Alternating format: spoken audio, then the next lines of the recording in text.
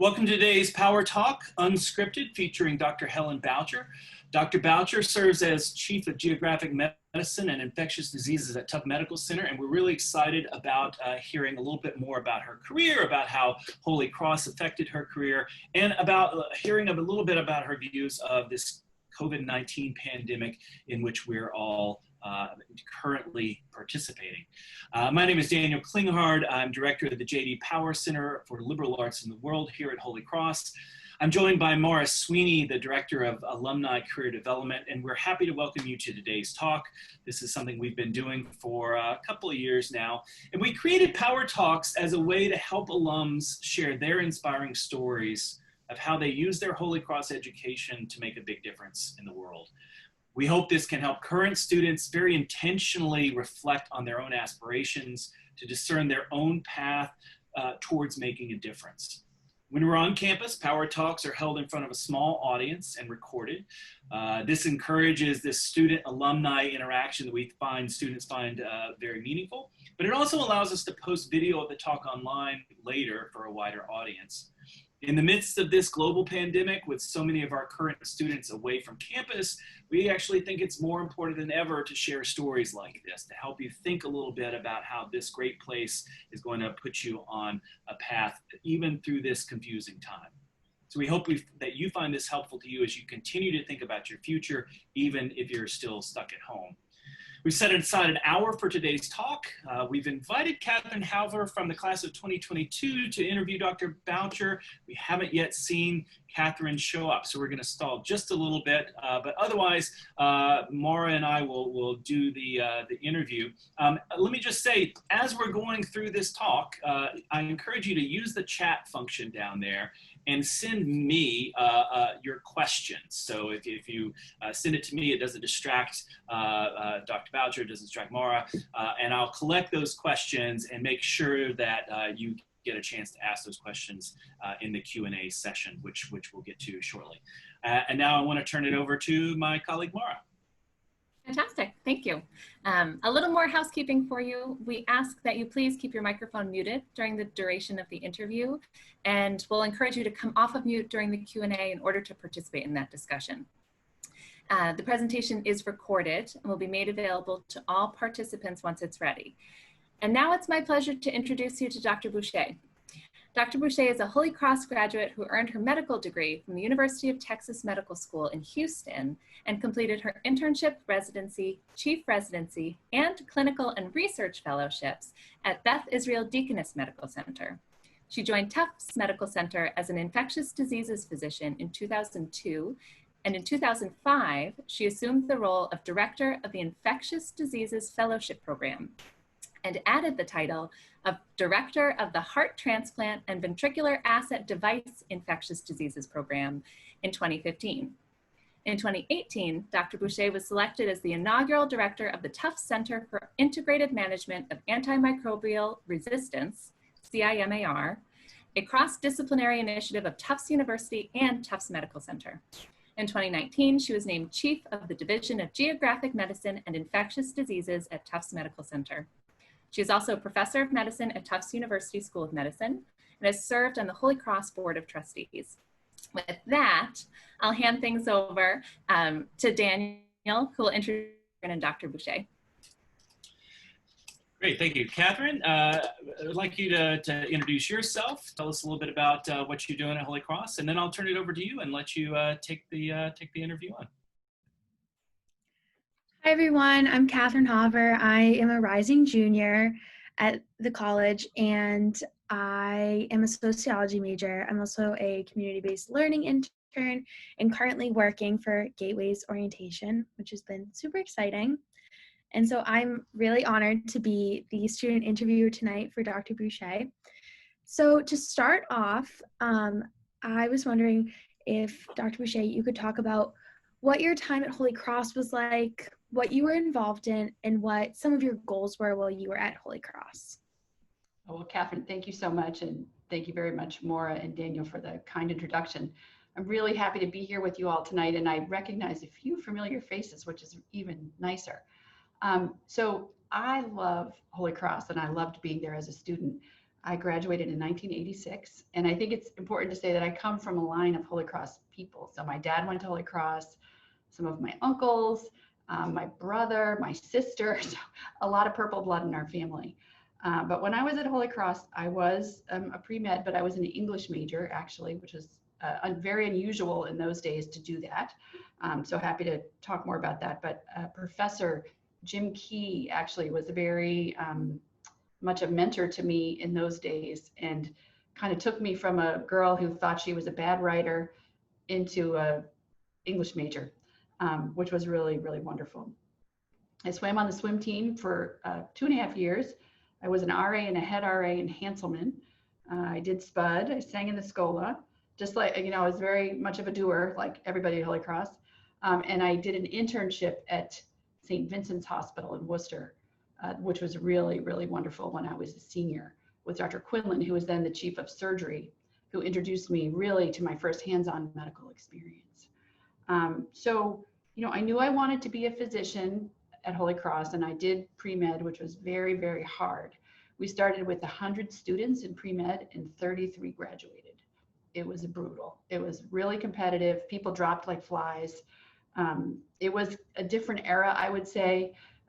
There was not as much lovey-dovey, touchy-feely. It was pretty tough to get through the academic rigor of pre-med.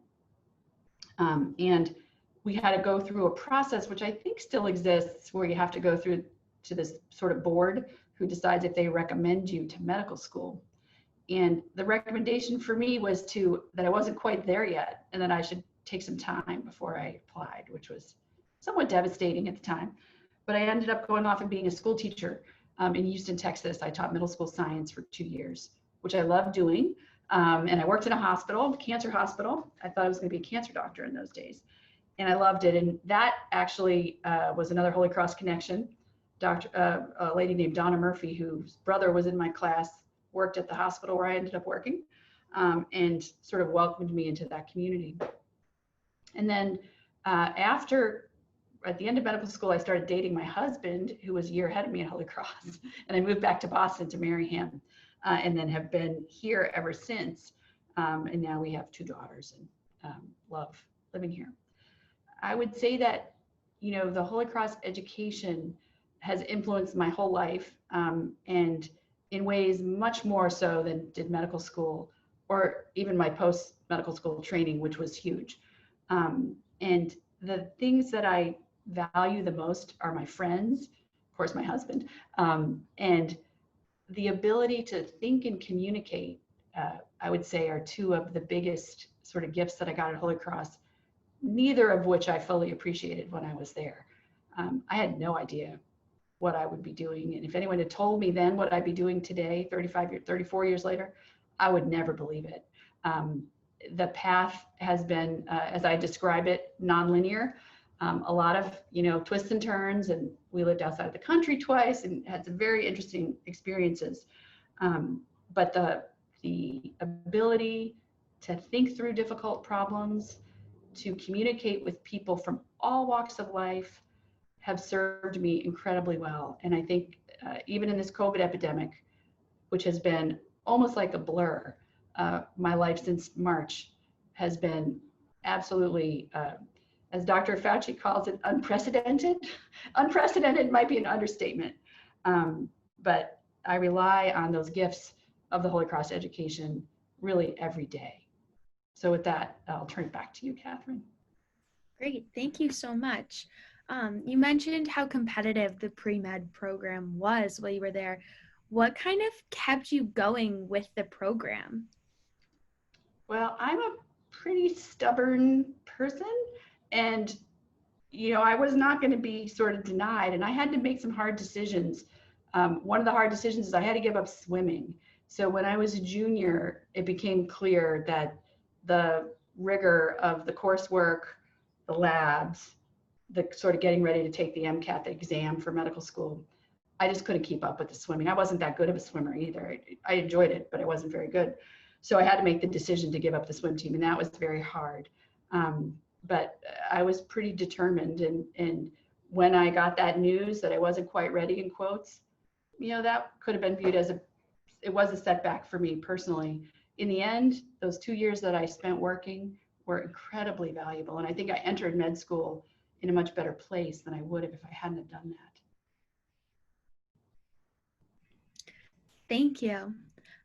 You kind of touched on, I think, a professor that you mentioned, but are there any specific classes or professors that really stand out to you when you think back about your time at Holy Cross? Absolutely. Several do to this day, which I think says a lot. So Professor Key taught me critical reading and writing, the freshman English class that you had to take. And right from there, but then I went on and took Chaucer, which was very difficult, but that got me interested in English, and he was a particular mentor to me. And then she was amazing, and that's still one of the best classes I've ever taken. I would say there was a biology class that was very memorable, and then a religion seminar with Father Reiser when I was a senior. That was really amazing. So several standouts that I can remember even 34 years later. It's pretty good. It's interesting that you point out a lot of classes outside of STEM courses. So kind of tying into that, how do you think going to a liberal arts college has impacted your life? Well, it's a great question. And, I went to med school in Texas, where most of my colleagues had gone to a state university, either University of Texas or Texas A&M, where it was all science all the time. And they were like a galaxy better at science than I was when we started out in medical school. But the benefit of the Holy Cross education came in when we got into the clinical areas of medicine. And then really later in my career, when I became an academician and had to write a lot of papers. I write a lot of papers about my research, and I communicate a lot. I do a lot of public speaking and a variety of kinds of communication. And in the COVID epidemic, I've had to learn how to do communication with reporters and things that, again, I never thought I would be doing in my life. And I think the Holy Cross education really prepared me for a lot of that work. And teaching, I am a teacher. I run a fellowship training program, so I teach doctors, but I teach. And so figuring out how to communicate to those learners so that they learn as much as possible is part of the goal. And I think the skills from the Holy Cross education have helped me tremendously in that work. That's great to hear, especially because I think many people are trying to figure out like what they want to do and how that ties into the liberal arts education. So that's great to hear. Thinking back, why did you originally choose Holy Cross? I know you mentioned some relatives, but were there any other reasons or things you'd like to share? Yeah, so that's a great question. And I think in our day, the college search was nothing like I think it is for most of you all. We didn't look at as many schools. And I remember my dad saying, that I could look at Dartmouth, but he really only wanted to pay for Catholic schools. So I looked at a lot of Catholic schools. And I loved the size of Holy Cross. I loved the feel of the campus. I still remember coming. I grew up in Connecticut, so not that far away. But I remember the feel of the campus when I visited. I felt at home there almost immediately. And it was a perfect size for me. I think the class sizes being small, the professors knowing us, that made a huge difference. And in retrospect, I'm extremely grateful for that. That's great. What has the Holy Cross Alumni Network been like for you? Well, it's pretty extensive part of my life, because I have my husband who is 1 year ahead, and I have my brother and sister who are 1 year younger and almost like 15 years. My sister is 15 years younger, so she's much younger. So that's a big network. And then having the privilege to be on the board has introduced me to a really much larger network of alumni. And it's been an incredible privilege to serve on the board and to get to know so many diverse people who also share the love of Holy Cross. So I see, students. So in my day job, I see a lot of Holy Cross students coming through who either go to Tufts for medical school or who come and spend a summer or do some shadowing. I've had students do projects with me. So I've had the opportunity to interact with the Holy Cross community, from current students up to, very senior alumni. And I've gotten to know, I think one of the best privileges I've had is getting to know people like Professor Klinghardt and Maura and the administration, Provost Frigi, Michelle Murray, the team that is working for you all. I mean, I cannot tell you what a top-notch group you have running Holy Cross. It's really, really incredible. It's really great to hear all of the different perspectives you have had on Holy Cross and kind of your roles tied to Holy Cross. So my next question is, how did Holy Cross prepare you for med school? That's a good question. It prepared me well, but I will say that the choice to be an English major left me a little bit, lacking in the science department. And I had to struggle in those first 2 years of medical school with the basic science. And, it was tough. It was really tough. And again, if you had told me then that I would have had success in my career that I've been fortunate enough to have, I would have told you no way, because I was like drowning, trying to keep up with all these science kids, from the state schools. And that was hard. Those were hard days, like dealing with that. And I definitely felt like some days I felt like, gee, if I had had a better biochemistry, I wouldn't be suffering like this today. The joke then was that by the time I got into the 3rd and 4th year, when we got to take care of patients, that's when I took off. And that's true of really everybody I know who went to Holy Cross. And I think that's true not just in medical careers. My husband's in business, and he describes the same thing with students from Holy Cross who come. They might not know as much number crunching and accounting and things like that, but they're much better thinkers and problem solvers, and they tend to succeed for the long run. And so as hard as that is to hear when you all are sitting where you're sitting, rest assured that the benefits of your education will bear out. Maybe not immediately, but they will. Thank you. Why did you choose an English major, and kind of what reasons did you stay with it for? It was really about a person. So many choices in my life have come down to a person. There was this professor who took an interest early on in my days at Holy Cross and said, gee, you did a good job with this. You can do this. And then I read more, and I loved what I was reading, and looked at the courses, and they looked interesting. And then we had another conversation, and he said, well, there's no reason you can't do this and still do the pre-med, and sort of gave me permission to think about it. And in those days, that was pretty unusual, but it was really the encouragement of one person that led me to make that choice. Thank you. I'm sure that's really helpful to hear for other students that choose a major outside of the typical STEM major for the pre-med track. So thank you for sharing that.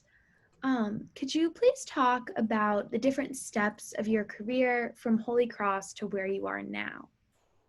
Sure. So, we talked a little bit about the school teacher part. That was a very different kind of career path. And then once you get on the medical school train, it's pretty straightforward. So, it's 4 years of medical school, and then you choose a residency. So I chose internal medicine. It was a hard choice for me. And then in internal medicine, you have to make more choices, right? Cardiology, gastroenterology, infectious diseases is one of the choices. And I liked everything. Every month of my internship, I was like, oh, I'm going to do this. I'm going to do that. I'm going to be an ICU doctor. I'm going to be a cancer doctor. I really, really liked cancer. That was my biggest interest is before I found infectious diseases. And so it came down to cancer versus infectious diseases.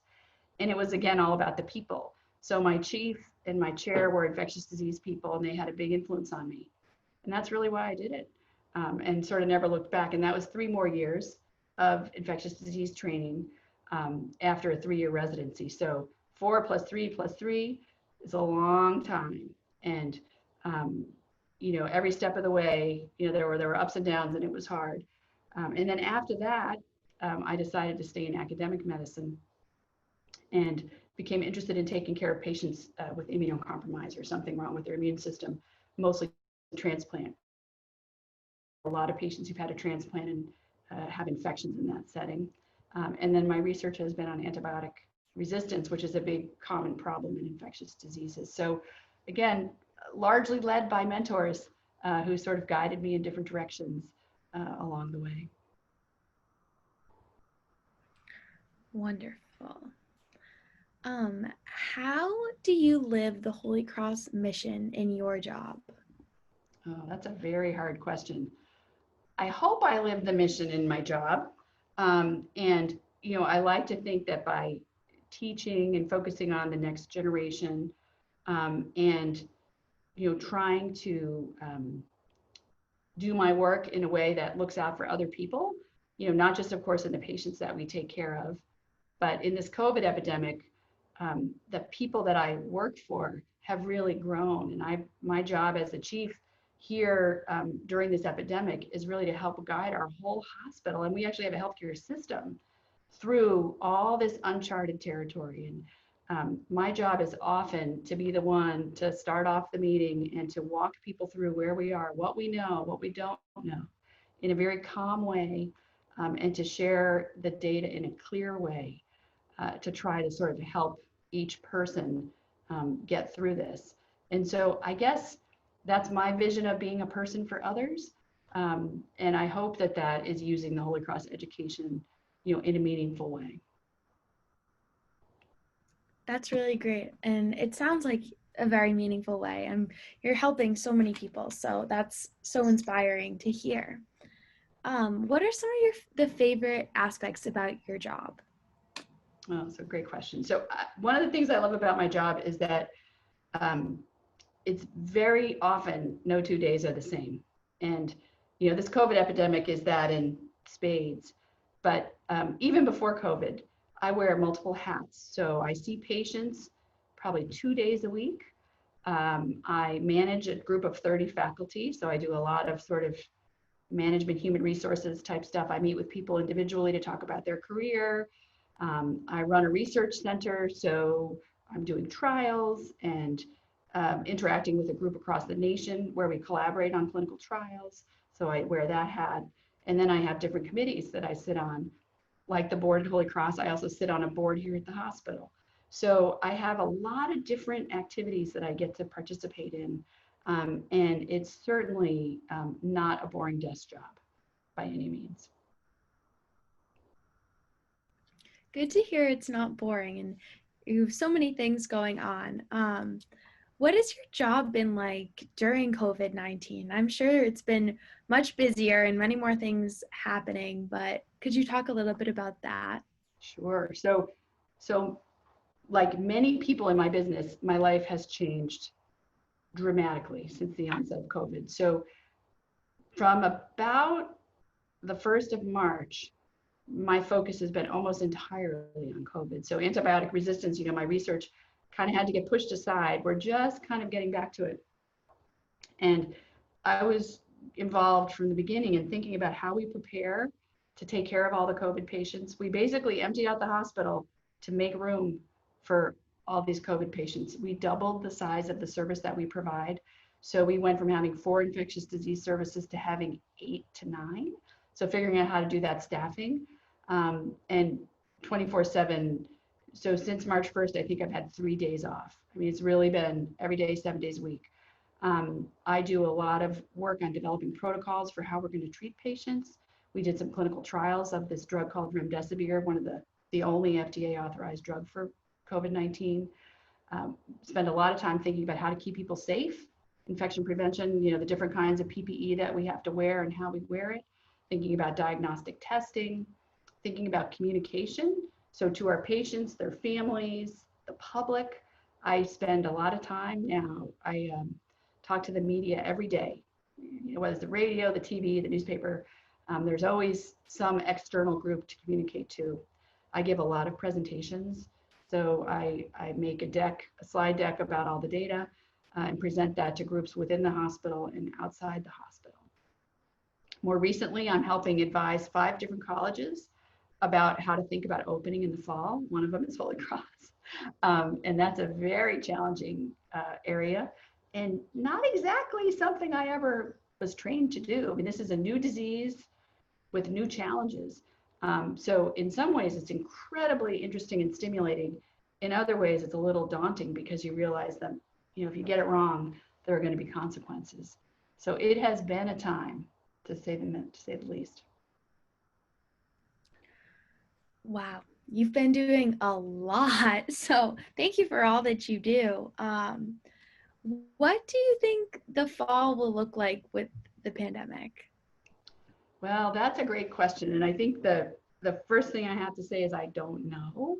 And that's one of the hardest things about COVID is all the uncertainty. And that uncertainty is making people crazy, like all around us. And so I think the first thing to do is just to acknowledge that we don't know, and just to hope that we can all be as patient and kind as we can as we sort this out. The news in Massachusetts is good. Our numbers are down. Our transmission rate for the virus is the lowest in the country as of today. So that's really good. And if it stays that way, and we continue to develop our testing capacity and tracing capacity, it's quite possible that there'll be a shot at opening in the fall. And, where I think we're going to hear from Father Burrows sometime in July about what the thinking is about a plan. But it's very complicated. The requirements for what has to happen to the campus to make sure it's safe, that people can be physically distant enough and the environment can be maintained in a safe way. And then your education can be administered, the classes and everything. Those are difficult challenges. And I know that the team is working really, really hard to come up with safe plans, but we won't know, I don't think, until a little closer to when school starts. And there is a lot out of our control, unfortunately. Yeah, and I think that's what's making all of us a little bit antsy, because there's so much uncertainty and so many things happening that are beyond our control. How would you say that the skills that you learned at Holy Cross are affecting kind of what you're doing now? It's a great question. I mean, I think the experience at Holy Cross is part of, the person who I became. So I think it affects everything I do, but in particular, the communication and the problem solving, the numbers of problems that we've had to solve. I mean, from the totally mundane, how do we staff all these services 7 days a week and give people a break so they can rest? How can I get my people a vacation and still know that we have a safe number of doctors to take care of a surge if we get a surge? So really practical things to really big problems. How do we keep people safe when we don't have enough PPE, right? Nobody has enough PPE, nobody has enough masks and testing and all the things that we need. And so, thinking through problems in a really calm, thorough way is a skill that you learn at Holy Cross. And I think that has never been more valuable than in going through this epidemic. And then thinking about people. You just mentioned, Kathryn, this antsiness that we all have, right? We have quarantine fatigue. We're sick of it. We're sick of being stuck at home. We're sick of not being able to see our friends and go to restaurants, and for you guys to go to bars and have fun. And we're scared about the uncertainty. And so I think thinking about the fact that when I'm in these positions, and I've been in some tough positions with angry people, angry surgeons who can't do their surgeries. We shut down surgery for 3 months. They were not happy, the surgeons, and just reminding myself that these are people who can't do what they want to do and what they're trained to do. And that's a skill you learn at Holy Cross, right? You learn how to think about the whole person and not just to think about numbers or, blank faces. I think those are skills that the Holy Cross education have really helped me with. I completely agree with thinking about the whole person. And it's really great to hear you say that as well, especially given all that you're doing right now. So what advice would you share with us from your experience at Holy Cross, and then also like going forward with the pandemic? Okay, well, I'll start with the Holy Cross part. So the only advice I'll dare to give you is just to take advantage of everything as much as you can of what's to be offered at Holy Cross. There is so much available for you all. Step outside your comfort zone and do something you might not otherwise think about. Go on a retreat, join a club that you might not otherwise join if you're interested. Take risks because you can. It's a safe place to do that. And when you get out into the real world, I'm here to tell you, I've never gotten to go on a retreat again since Holy Cross. You know, I've never had time to do a 5-day retreat again since I was at Holy Cross. So take advantage of what's there. Get to know some of your professors, enjoy your friends, you know, enjoy every minute of it is the only advice I would give you about Holy Cross. And then about the pandemic, that's a harder one.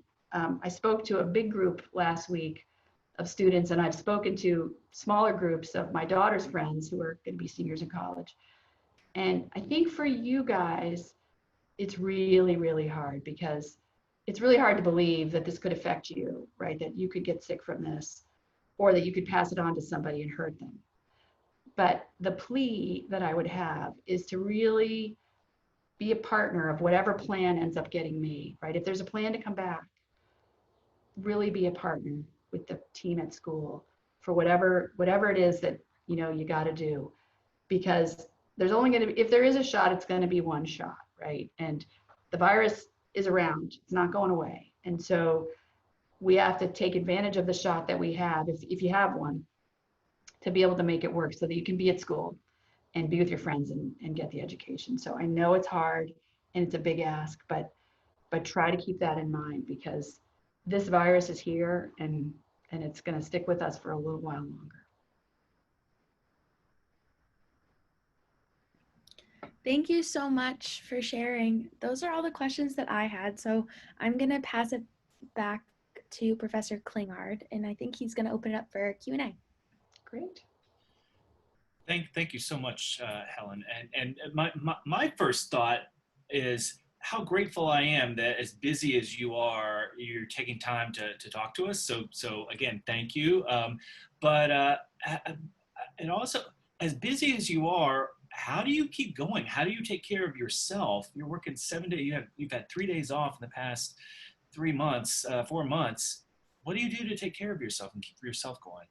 Well, it's a great question. So, you know, I do take care of myself, and I have a really supportive family. And I would say that my family, you know, my husband and my girls have been incredibly supportive through this whole thing. And, you know, I sleep, I go to bed early, and I walk. So walking is my sort of sanity. Before all this, I was a pretty good gym goer, but that has been off the table for a while. I hear it's coming back, which is good. But I do walk, and I get outside and kind of clear my head. And that really helps. But I love what I do. I love my team. I work with an incredible team. And so as crazy as it's been, this is clearly a once in a lifetime. You know, when I started in residency was during the AIDS epidemic. And so I saw that, you know, firsthand at that time in my career. And I worked in a hospital where we had 2 floors of AIDS patients. And when I started, there were no drugs. Then we had 1 drug and 2 drugs. And I sort of saw what happened. AIDS went from being a death sentence to being, you know, this treatable disease now that we don't even yawn at. Really, our patients do very, very well. So I saw a big epidemic and some similar behaviors around that epidemic. There was a lot of fear about HIV. There were doctors who didn't want to take care of our HIV patients. And I remember all that, but I was at such a different place in my career. So, you know, this experience is very, very different for me. I think because this epidemic is different, but also because I'm in a different place in my career and I'm expected to be more of a leader as we go through it. So it's very much of a career defining moment. And I think that is helping. And I'm definitely already planning a week off this summer. So there's more rest coming. 1 week, that's great. Well, and make sure you rest up during your 1 week. I want to make sure we get some time in for students. Students, let me just remind you, if you want to ask a question, throw it in the chat. If you want to ask it direct to me, if you have a question, you can just take yourself off mute and raise your hand, and we'll get to you. I got a question earlier today from Mitchell Baker, and it was a great question. I just want to see if Mitchell, would you like to ask a question in person? Yeah, of course. So I don't know if you could talk about how I'm helping out with a lot of refugee organizations, and they're having issues with, you know, dealing with the virus there. I know that hasn't really been talked a lot about in social media because we're all concerned about our immediate communities. But I was wondering if you could, you know, just talk about a little bit what, you know, you could suggest to, you know, these directors who run these kind of refugee camps around different spots in the world, how they could try to mitigate mitigate the effects of the virus in their areas, because I've been in contact with a couple of them, and they've told me that a lot of their PPE supplies were kind of, cut off because their relief agencies had to direct it towards other countries. So if you could talk about that. Yeah, well, that's really important work. And as we see what's happening with the epidemic globally, sadly, we're seeing real explosion in the Southern Hemisphere. So South America, India, Pakistan, a lot of these areas where there are going to be more refugees for sure. And the WHO and other groups are very involved at thinking about mitigation measures. And clearly supply chain issues like the PPE issue will be real, but it's even more fundamental than that. Basic public health measures like clean water, ways to wash your hands, ways to have any kind of physical distancing. These are areas that are often very, very cramped. There are no bathrooms. They're kind of your worst nightmare from a public health perspective. So start with the simple. In most of these settings, it's really important to start with the simple. And I'll just add that healthcare disparities here are a real issue with this epidemic, right? So we know that in America, the virus disproportionately affects people of color, especially Blacks and Latinx groups. And if we even look here in Boston, we see that. So we see a disproportionate incidence of infection as well as death due to this virus in those groups. And so it's really important that as we think about our public health measures, we think about reaching out to those groups and doing things like bringing out testing vans and reaching out to offer treatment to people who might otherwise not accept it. And that's very important for those groups, and it's very important for the public health at large. So really, really good question and a really hard issue. Thank you. Just as a related note, we're also, in addition to being in the midst of this pandemic, we're in the midst of this great moment of protest and social action in the street. Similar kind of situation, and I know we've seen a lot of politicization of that issue in the news, but I wonder if you could just comment in a similar way. How do you when you see this happening, how does your doctor brain break that down?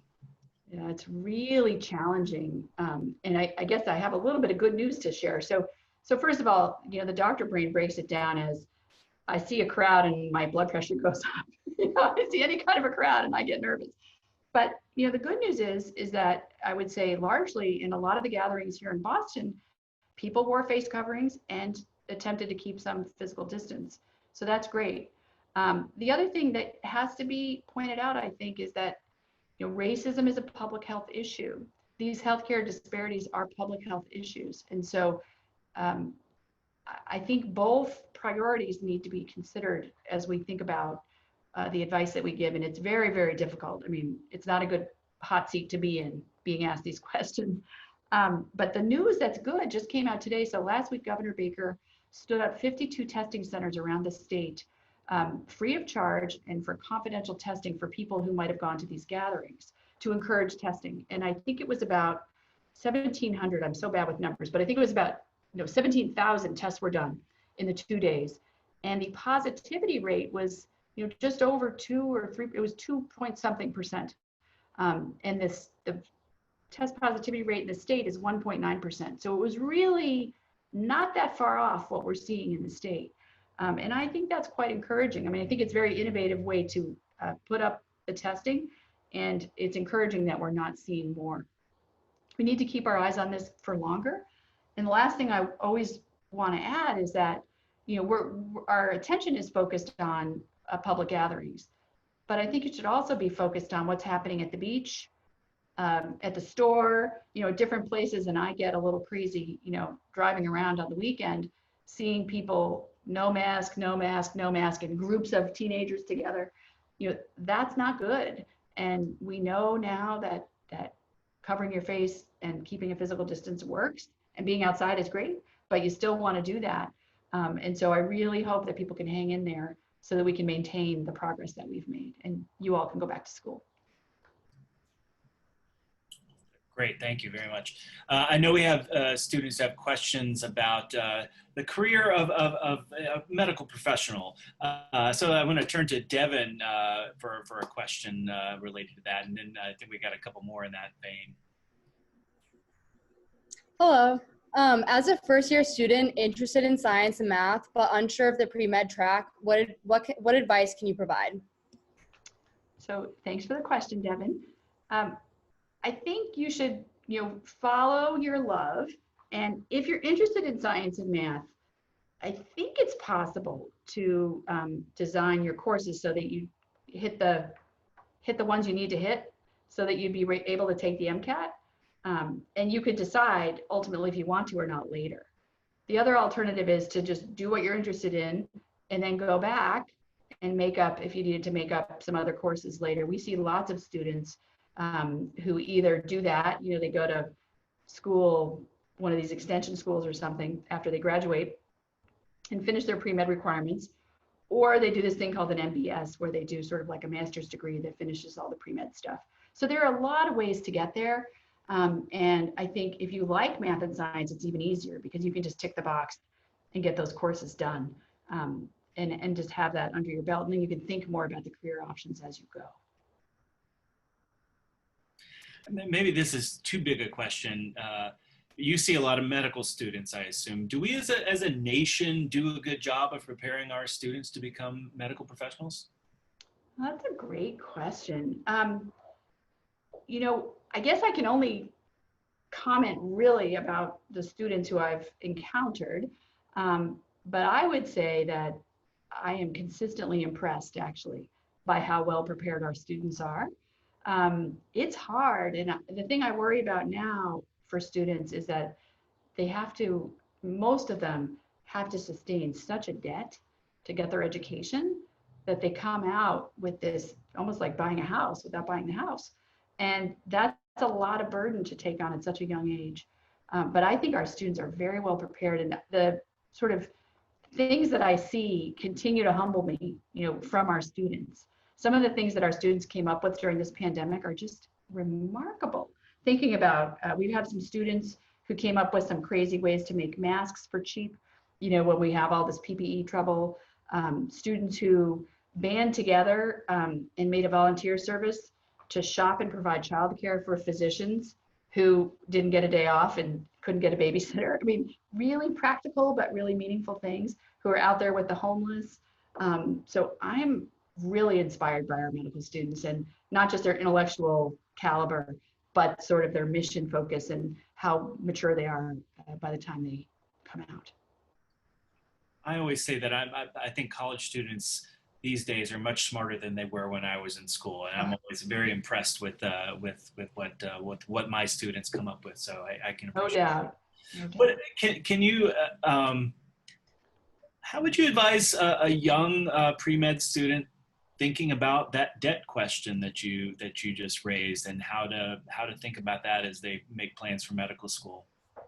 Yeah, well, I advise everybody, and I think everybody who goes to Holy Cross, one of the privileges of getting this kind of an education is that you are going to be able to choose a job that you love. And even though it's hard right now and there's unemployment and it may take a little while, you are going to have the privilege of having a job that you love. And so don't go into medicine unless you love it. It's hard, and it's not about the money. You make a fine living, but it's not about the money. You got to love this. You got to love this profession. And I've seen people, in my career who don't love it, and that's not pretty. It's too hard. It's too hard to do if you don't love it. And that's not good for you, and it's not good for patients. And so do all you can to learn enough about it, about what doctors really do, and spend some time with different kinds of doctors, doctors who do outpatient, doctors who do inpatient, surgeons, researchers. You get a sense of what it's really like. I sat on the admissions committee for, 5 or 8 years. And that was one of the most important things that we screened for, was that you have an idea of what you're getting yourself into. The money part, you might be getting yourself into a debt, and that's important to understand, but you will pay it off as a physician. It may take a while, but it's really about getting into it for the right reason, that it's really what you want to do, and that you have an idea of what you're getting yourself into. Of course, you don't have the full idea, but enough of an idea to make an informed decision. I think that's the most important thing. I think that's a great point. And so often you see students who come in who have always thought they're going to do this thing, and you hate to see them do it if they don't love it, and especially when it involves, as for lawyers or doctors or college professors, can often involve taking on debt. So I think that's great advice. One of my great losses during this time is we had to cancel the summer research program at Holy Cross, and that's something that I've been involved with for a while. And so I saw a lot of sadness from students, and so I feel a little bit from this next question. But Lauren, you had a question that related to doing research, so I'm going to throw it to you.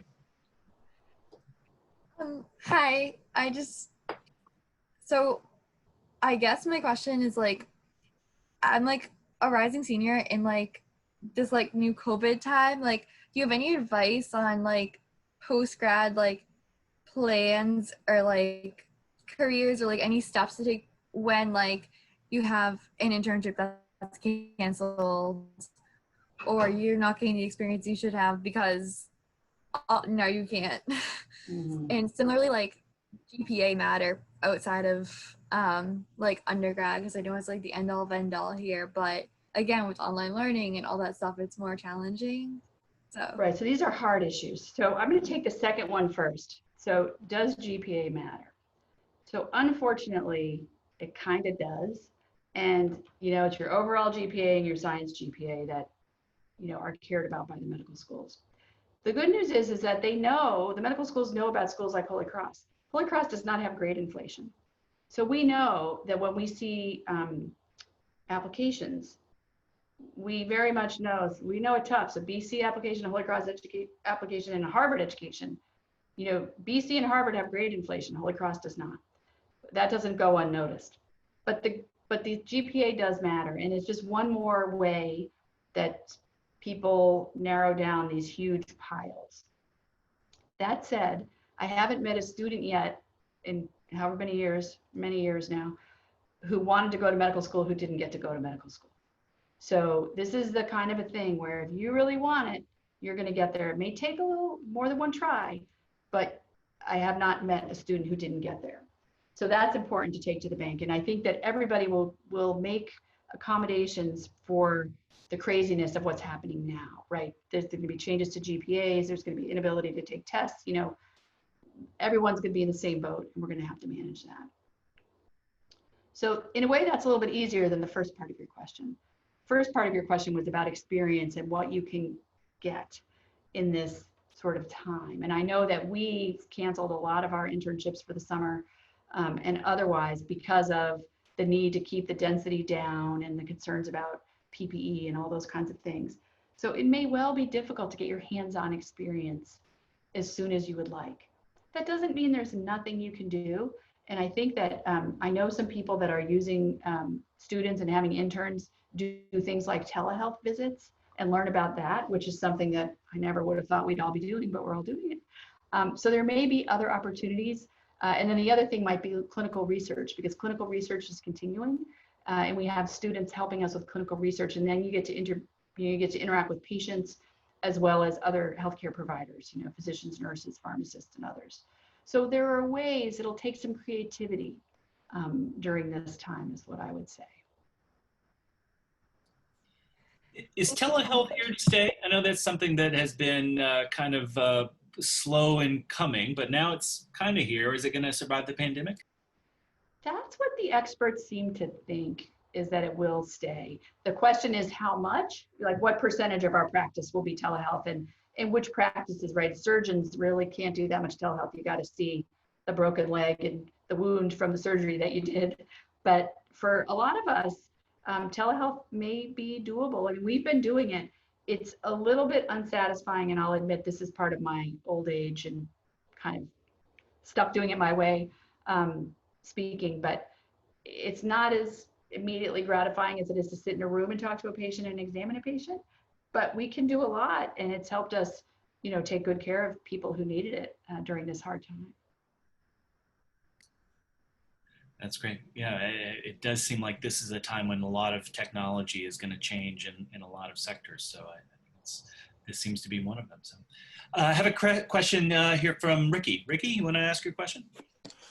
Yeah, thanks so much for sharing your experiences with us. I just had a question about, as someone pursuing a career after graduation related to infectious diseases and immunology, so what are steps that you can recommend that I can take outside of the classroom to refine my knowledge in the field? I mean, do you have some sort of process for finding out and researching more topics in the field? I'm sure there's, you do a lot of reading that doesn't have to do specifically with your research. Right. So you said infectious disease and public health, right?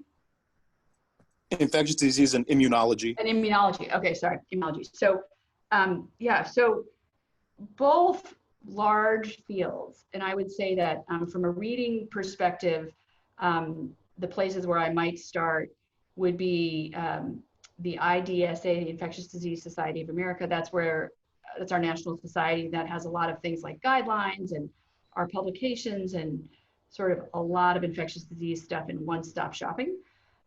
Immunology is more of a basic science. And so for that, you want to be thinking more about journals that focus on immunology, and there are multiple such journals. MBio is one. And, finding your interest within what are very wide areas of practice and specialty. Both infectious diseases and immunology have applications in things like drug and diagnostic testing development. Lots of areas for exploration for both of those as well. So a lot of career opportunities open to you, not just in medicine, especially in the immunology field, drug development, diagnostic test development, to name a few. Okay, we have one more question. I'm going to throw it to Cricket. Hi, thank you again for all that you've already shared with us. My question is, for someone that's beginning the application process to medical school, what sort of advice could you give us to make sure we are competitive applicants and are ready to make that process? Okay, so great question. So the elements include, right? So you're having taken all the classes you have to take, and then thinking about your GPA, your overall and your science GPA, your MCAT, your letters. Your letters are very important, and I'm sure I know Holy Cross has a standard process for this, but really spending the time with the committee and your letter writers to make sure they know you and they can tell your story. And so that means spending some time on that personal statement or whatever it is that you give them about yourself. And really that often comes down to, why do I want to be a doctor? And I'm here to tell you that you're going to be telling people why you want to be a doctor for the next 25 or 30 years. Because first it's, why do I want to be a doctor? Then why do I want to be a resident in whatever, medicine, surgery, OB, whatever. Then why do I want to be a fellow in whatever I'm a fellow in? Why do I want this grant? Why do I want to be a professor? Why do I want, so I'm still writing the personal statement at age 55. So getting comfortable with that and being able to articulate who you are and what you're going to bring to the table is really important. And that's actually the beginning of your interview, right? So before we leave the applications, spending the time on the applications to do a good job, to do a good job with the essays, but not to go crazy. And I've advised a number of students through this process. And you want to make it a Holy Cross essay level, but trust me, that is better than most of what we see. So this is a place where your Holy Cross education will help you so much compared to the pure science students. So let it shine and do a good job, but don't kill yourself. I think those are the main things. And then getting that experience, enough experience to know what you're getting into. So whether it's shadowing, whether it's being a research assistant or something like that, so that you can, really say with certainty that this is what you want to do and that you have a sense of what you're getting into. I think those are the key elements of being ready to apply. Very useful advice indeed. And that, I think that's a great point of always rewriting your personal statement. I mean, I think that's something you learn as you become an adult and get into a career, is that this isn't a one-time thing. You're constantly thinking about where you are. Dr. Boucher, this is great. Thank you so much. Lots to think about in terms both of your career and how Holy Cross brought you there. As somebody who remembers Jim Key from just a few years ago, and Helen Wall and Bill Reiser, I'm glad to hear their influence is still out there. At the J.D. Power Center, we think a lot about the kinds of leadership that we want our students to show when we try to break it down, and some of the things that you've said really resonate with some of what we try to encourage students to think about. So thinking through problems in a careful way. I noticed you said that twice, and I think that's exactly one of the things that we want our students to be sort of intentional about learning.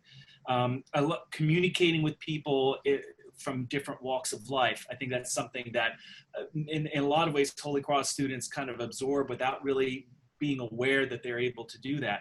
I was struck by how resilient how much resilience you showed throughout your career. There's a lot of points there where it sounded like there were some difficult choices to be made, and you really sort of dug in. I think I could have another whole hour with you to talk about what it was that got you through those moments.